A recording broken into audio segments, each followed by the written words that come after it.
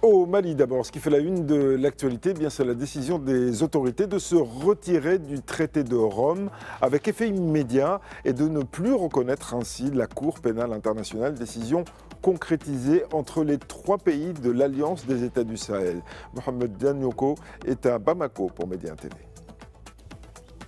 L'actualité ici à Bamako reste dominée par la célébration grandiose de la fête de l'indépendance qui marquait le 65e anniversaire de l'accession du Mali à l'indépendance qui a eu lieu lundi 22 septembre sur le boulevard de l'indépendance en présence des autorités de la transition avec à leur tête le général d'armée Assimi Goïta, d'ambassadeurs accrédités au Mali, de plusieurs composantes de la société civile, un défilé civilo-militaire qui restera certainement gravé dans les annales de la célébration de cette fête-là. L'autre actualité qui est venue se greffer à cette actualité phare est le retrait des États de l'Alliance du Sahel du statut de Rome. L'information a été lue par le ministre de la Justice malienne, Mahamadou Kassogué, au journal de 20h. Il indique qu'à partir de ce moment, avec effet immédiat, les trois pays de l'AES se retiraient du statut de Rome et donc de la Cour pénale internationale. Le ministre, dans son communiqué, reproche à cette Cour sa justice à deux vitesses, avec célérité quand il s'agit, n'est-ce pas, de cas concernant des pays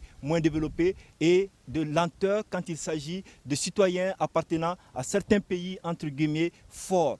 À ce titre, ces trois pays ne se reconnaissent pas dans cette justice-là et décident donc de prendre leur destin en main en se retirant. Mais toutefois, le Mali reste membre de la Cour internationale de justice. D'ailleurs, le Mali vient de poser plainte contre l'Algérie devant cette cour. L'Algérie qui a abattu un drone malien, n'est-ce pas, sur le territoire malien il y a quelques mois. Mohamed Danyoko pour Média TV.